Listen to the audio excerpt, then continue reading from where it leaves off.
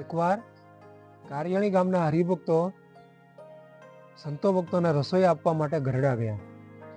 એમાં એક બ્રાહ્મણ હતા અને એ વખતે મંદિરનું કામકાજ ચાલતું હતું. એટલે હરિભક્તોએ મહારાજને કીધું કે મહારાજ, અમારે આ બધા સંતો ભક્તોને મોતિયા લાડવા અને જલેબીની રસોઈ દેવી છે. મહારાજ કે ભક્તો, આ મંદિરનું કામકાજ હાલે છે એટલે કોઈ નવરા નથી, ખાંડના ચૂરમાની રસોઈ આપી દો ને. ત્યારે પેલા બ્રાહ્મણે કીધું કે ના મહારાજ, એમ નહીં ચાલે, તમારે તો સંકલ્પ માત્રમાં રસોઈ થાય. ત્યારે મહારાજ કે ભૂદેવ, અત્યારે મોતિયા જલેબીની રસોઈ થાય એમ નથી. તો પણ એ બ્રાહ્મણે તો એમ જ કીધું કે ના, મોતિયા જલેબીની જ રસોઈ કરવી છે. પછી મહારાજે કીધું કે હારું હાલો, ઊભા રહો, તમે બધા આવો અહીં સભામાં, તમે જે કાંઈ મૂડી લાવ્યા છો એ અહીં મૂકો.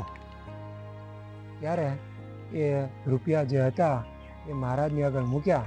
પછી મહારાજે કીધું કે આમાં તમે આપેલા જેટલા રૂપિયા હોય એ બધા પોતપોતાના રૂપિયા લઈ લો.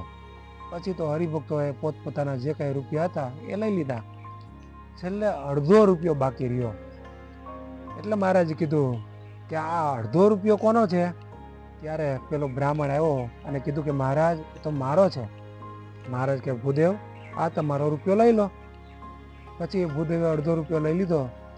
પછી હરિભક્તોને કીધું કે બોલો, હવે તમારે શું કરવું છે? ત્યારે હરિભક્તોએ કીધું કે મહારાજ, જેમ તમે રાજી થાવ એમ અમારે કરવું છે.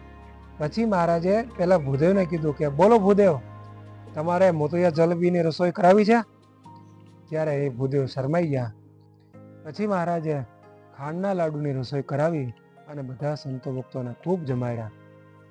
આમાંથી એક વિવેક શીખવા જેવો છે કે આપણે ક્યારે કેટલો આગ્રહ કરાય, કેટલો ન કરાય, ક્યારે ભગવાન અને સંતની મરજીમાં પડી જવાય, એ બધું આપણે શીખીએ.